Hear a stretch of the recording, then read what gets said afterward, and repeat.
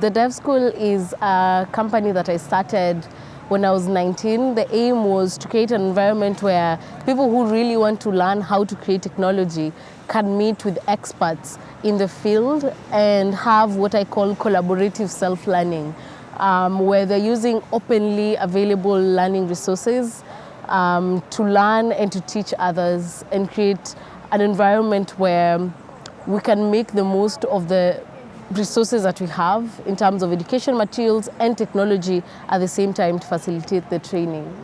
When you're 19 and you're doing a crowdfunding campaign and you're starting the first hacker school in Kenya, you know, CNN wants to feature you, BBC wants to feature you, you become the poster girl, there's so much hype. I was invited to so many conferences.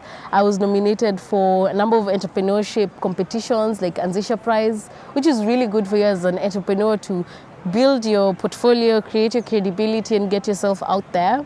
But at the same time, being a 19-year-old black woman, you're not typically the startup founder.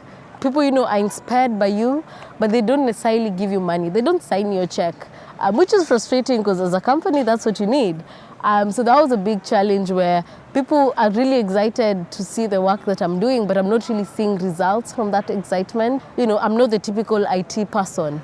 The biases they have in their minds, and when I was talking about inclusion earlier, that's why I see my role to come in to change that image of, you know, who's a techie, who's an entrepreneur in my setting in Kenya. Infrastructure for me is so key in a city. We cannot let a few monopolies in the tech industry like Google and Facebook and a few telecoms to decide what that will look like, because that's all private business. The internet is not free basics or Facebook or these few services. The internet is so much more, and we can use it for so much more beyond you know, just going to Facebook and the few services that they pre-select. And the biggest problem with that for me is infrastructure, because people are using this because they don't have access to fast and affordable internet.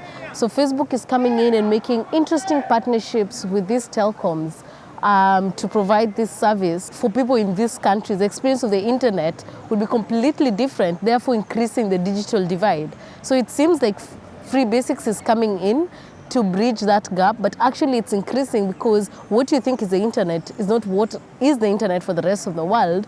And for me, that's a work around the system. They realize how powerful the infrastructure is because that shapes how we use the internet and how we view it. And by them, you know, slowly sneaking in, it's very dangerous, I'd say. And this is public space and a public resource. So for me, I feel like our governments cannot take that step back and say, oh, the service is already being provided. That's all privately owned. And this is public space. We cannot depend on private infrastructure. Like, that really scares me that as a city, we're depending on private infrastructure for such a basic service.